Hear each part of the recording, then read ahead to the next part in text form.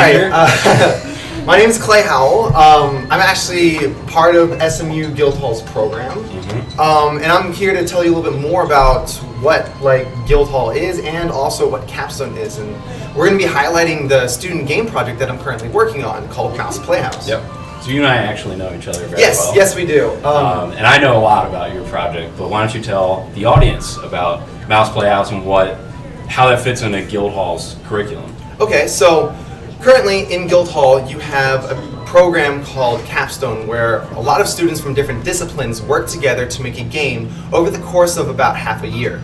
So specifically, Mouse Playhouse is a game that we've been developing, and it's a VR game, it's a puzzle game, where the player itself goes around a room and there are a lot of objects that the player can pick up and manipulate while playing in the VR space, and they're guiding mice to cheese. There are a lot of obstacles and a lot of hazards, and it's just supposed to be a lot of fun and silliness. And we have been going through development now for we're getting down to actually the end of 6 months. Yep. So it means that we'll be trying to, I think, ship sometime next year. Early winter, yes. Yeah. So that's like the brief rundown. We're going to be showing you a little bit of footage, like a little bit early access right now. Yep.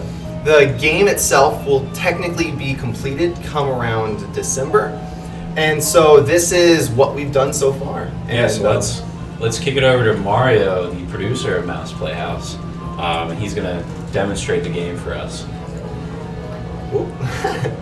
Alrighty, so as he gets up here, so this is the introduction of what it looks like when you first enter Mouse Playhouse, and as you can see, as he's moving around his controllers and stuff, he can pick up objects and interact with them. And so as he's going through the game, he's going to be picking up blocks and wedges and moving them around, trying to get a mouse to a cheese.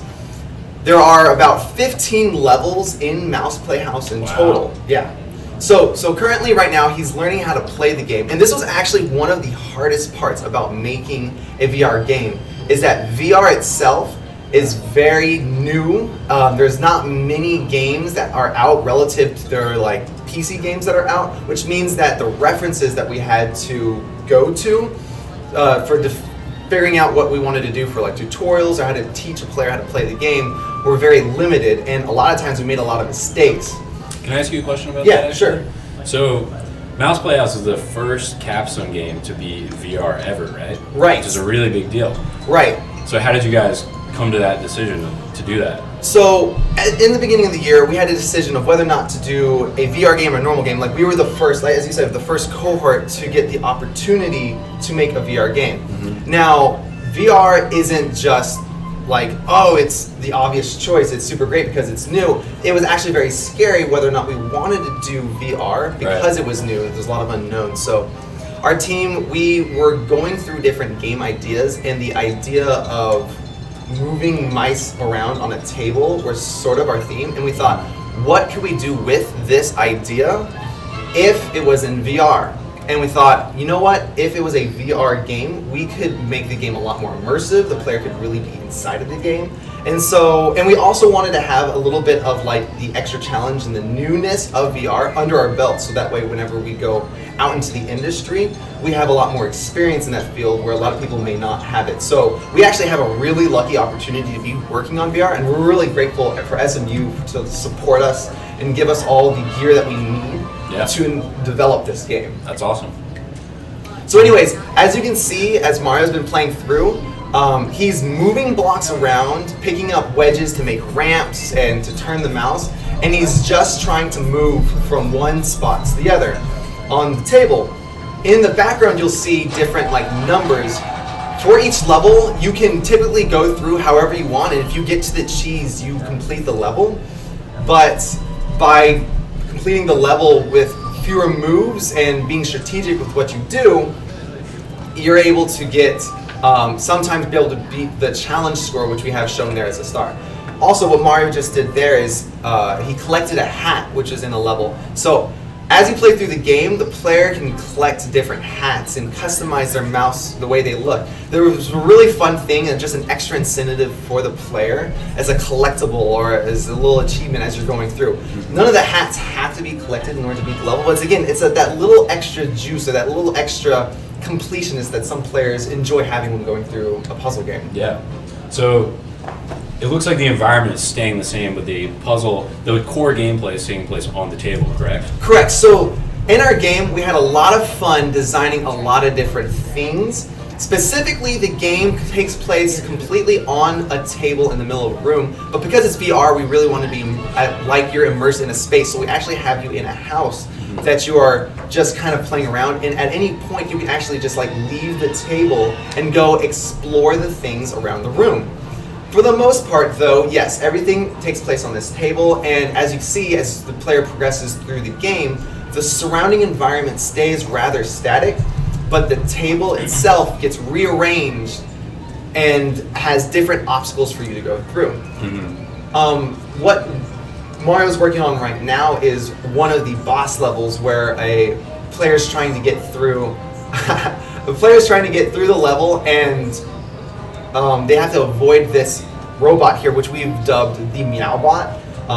Clearly though, Mario placed a couple blocks in the correct position. He was able to trap the Meowbot in a mouse trap or Meowbot trap in this case. So you have to use the same mechanics to guide your mouse to actually steer the enemies into their own traps. Correct. So as the player plays, they kind of see the movement of a mouse, and the mouse will typically kind of walk in straight lines until running into an object. And whenever they encounter the Meowbot also kind of runs in straight lines until it runs into objects. So they're able to use that similar mechanic to guide the Meowbot into potential traps and hazards. Very cool. So right now, Mario has finished the first set. He's finished the first set and he's back into sort of our main menu level select area. But again, as with our levels, the player also goes into the level select area, but he's still immersed in this environment. There are a lot of objects around the room that he can interact with, and one of them that you just saw him playing with was a dart and dartboard. And because it's more than just real life, whenever he does interesting things like, oh, he hits a bullseye on the dartboard, we can just make confetti spew out. So that's one thing that's really fun. But as you also see, he's been going around and messing with different objects. Oh, he's got another bullseye. He's pretty good. Pretty good at it. He's pretty good. You guys using cheat codes? Oh man. So anyway, so we had a lot of interesting decisions that we had to make, especially with the UI. At first, we were going to tackle it as sort of a traditional game, where you have a UI and it's a 2D menu that pops in front of your face. But as we were going through development, we were like, no, we really want the player to have diegetic objects that they grab and interact with in order to go through the game. So as you see, whenever he leaves a room, he's grabbing a doorknob. Whenever he's entering a level, he's selecting a piece of paper. And as he's in here now, this room itself is sort of a sandbox. It's not a level per se, but it's sort of a room where we just toss all the fun things that the player can do into one space. So as he's going around, he played with the clown, which you can punch. He kind of tapped the xylophone. He's trying to unsuccessfully bounce a couple of basketballs. I would say that the basketball and basketball hoop are some of the hardest objects that we have, because the basketball is just super unpredictably bounce around sometimes. So it makes it very hard. But if Mario is able to make a hoop, it shoots off some air horns for the player to hear, and they get really like, oh, I made a basket and stuff. Why don't you just slam dunk that? Yeah. See if we can make it in there. Boom. There you go. There we go. What a champion. So I had a chance to play this last night, actually. I found something very cool on the bookshelf. Yeah? Can you head over there, Mario? The right bookshelf. Middle of the right bookshelf. So are you talking about? I'm talking about all the games that we made in the past.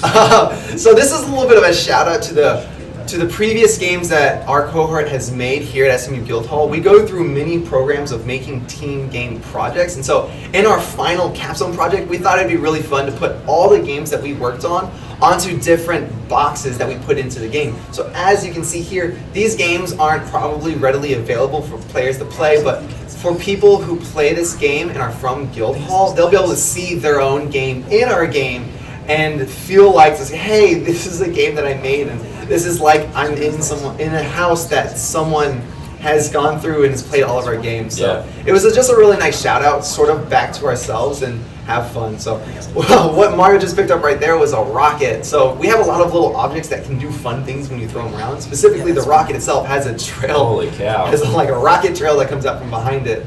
So there are a lot of objects in this room that the player himself can pick up, throw, and interact with.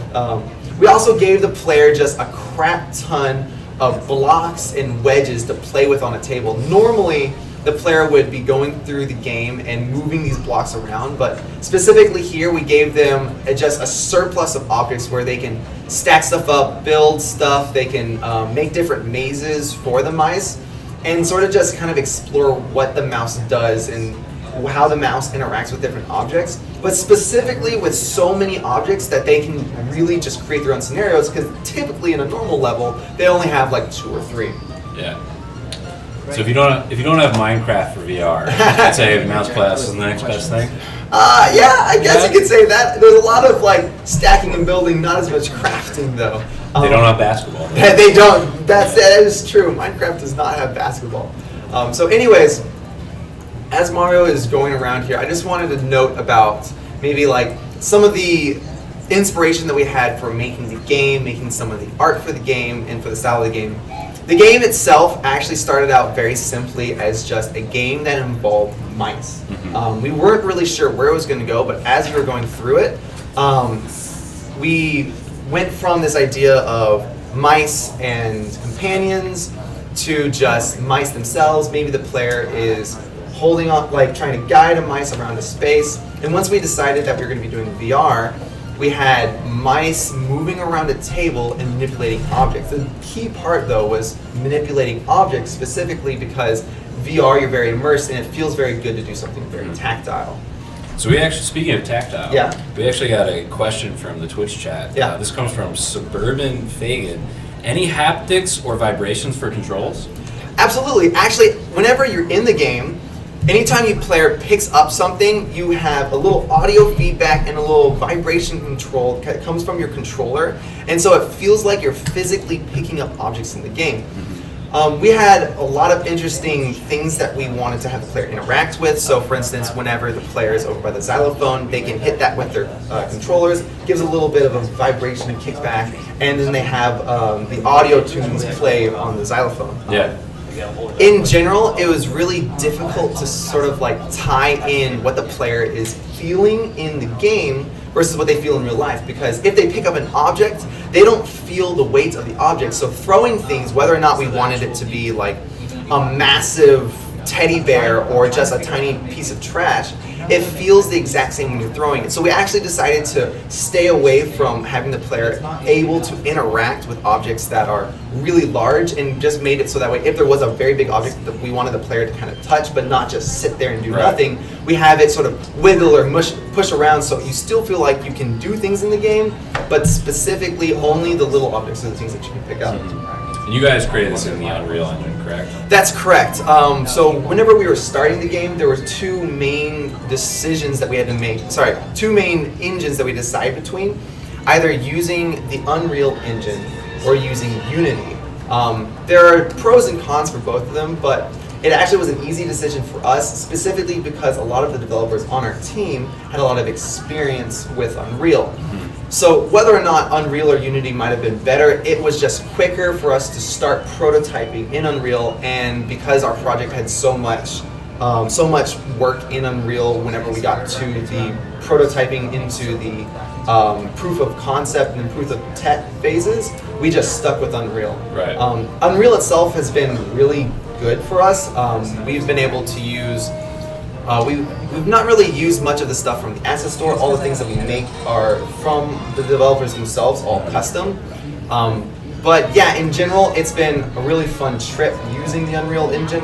Specifically, as we've been going through, actually, we ran into some problems whenever, because like I said, VR is so new. there would be times when Unreal would release an update for the engine, and we'd sit there and be like, okay, well, do we want to update the engine in the middle of the project? Because that could introduce potential bugs, but at the same time, they're creating new features for us to use. Yeah, the past 2 updates have been a lot of VR-specific updates. There have been, actually, yeah.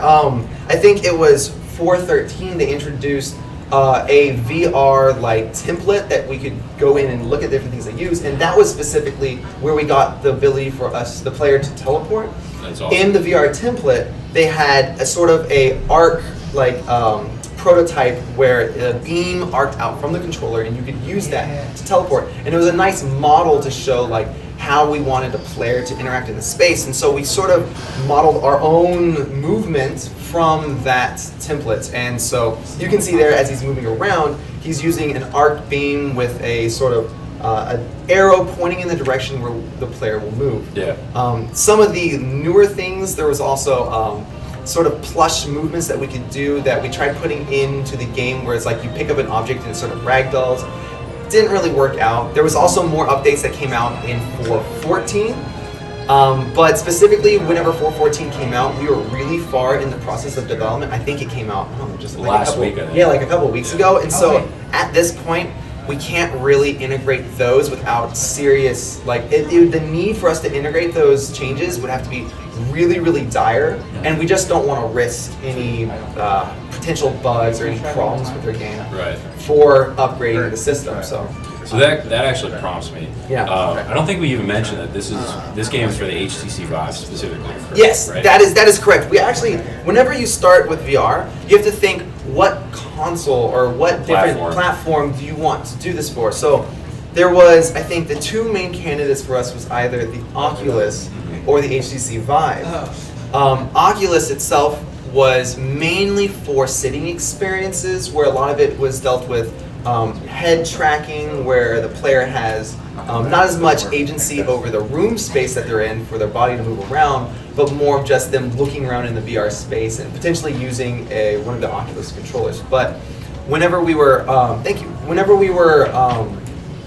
going into making our game, we wanted the players, like I said, to feel like they're in the space. Right. And HTC Vive specifically allowed us to do that because you have 2 controllers, which you use, and then a box space which you can walk around in.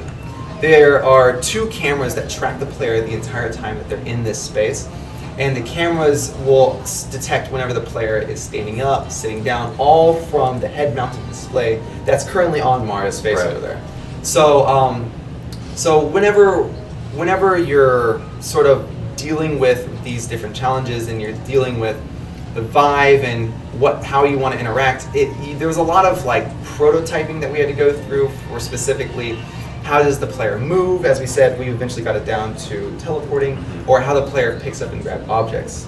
I would say specifically movement was the biggest challenge. You're in the HTC Vive, so you can move around and walk, but movement itself feels very awkward if the player is walking and or choosing a spot and the camera moves that spot. We actually found out there was a lot of issues with players feeling sick whenever we moved the camera in game and the player wasn't expecting it to move. But if we had the player choose a spot and immediately teleport to that location, they still feel grounded where they are, but they have the frame of reference of the room to know that, oh, I've actually moved forward. Yeah. It was a lot of back and forth whether or not we wanted a moving camera or we wanted teleporting. And in the end, like I said, we did stick with teleporting. Whenever it comes to like grabbing objects, we were trying to figure out what we wanted to do. Like, do we want to guide the mouse along with the controller, or did we want to have the mice move automatically and you pick up objects that interact with the mouse? There's a lot of different decisions, and I can't currently think of everything that we went through in the process. I know that we had about at one point 4 different scheme prototypes for how to interact. I think actually one point the player would shrink down to the size of a mouse and walk around on the table and feel like everything around them was really huge, which we thought would have been a fantastic idea, especially being in the Vive. You'd feel like, wow, I'm able to pretend to be a mouse in a space, and I wouldn't be able to do this normally in real life. Sort of the problem that we got whenever we were trying to go in that direction is that when you're shrinking everything down, but you can go between the state of being small or being big, you kind of still remember that, hey, this refrigerator or this table in reality is really big. And even though I see everything from a small point of view, it really feels like that you've just moved me down and my neck is like resting on top of a table. Yeah, it's really interesting. Yeah, it was really tough. And so one of the two directions we could have gone from there is either always have the player be small and walk around on this table, or have the player be big.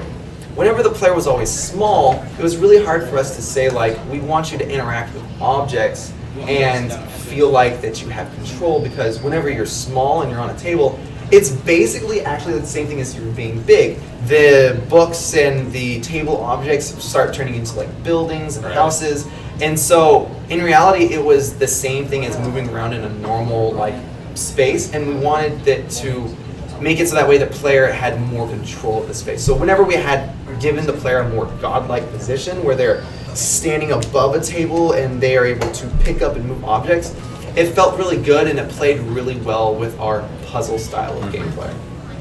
So I think we're wrapping up, but just one last question. Do you have any advice for game developers who are thinking about trying to make a VR game, but they're a little scared? It's kind of the same process that you guys went through. I would say the first and foremost thing that I learned is that making a VR game is not as much about, oh, it's completely new and it's really hard to do. It actually matches normal games and normal games with like a controller or a mouse and keyboard very similarly. The only difference is using the controllers and how the player interfaces. You have to think very differently about the UI versus the player is actually in the space, and the player is looking at everything. The camera is using the player's point of view. So if you were in a normal game and you had the player, like, you want the player to look at something, in VR you can't do that. You have to guide the player, give them audio cues, give them visual cues, lead them but don't force them.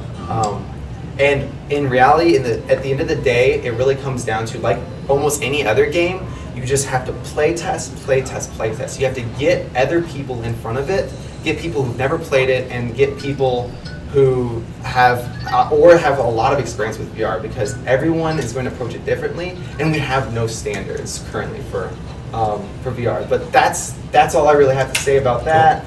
So when can we play Mouse Playhouse? Mouse Playhouse, oh, soon. I hope soon. We're going to be looking into putting it on the Steam at the beginning of next year.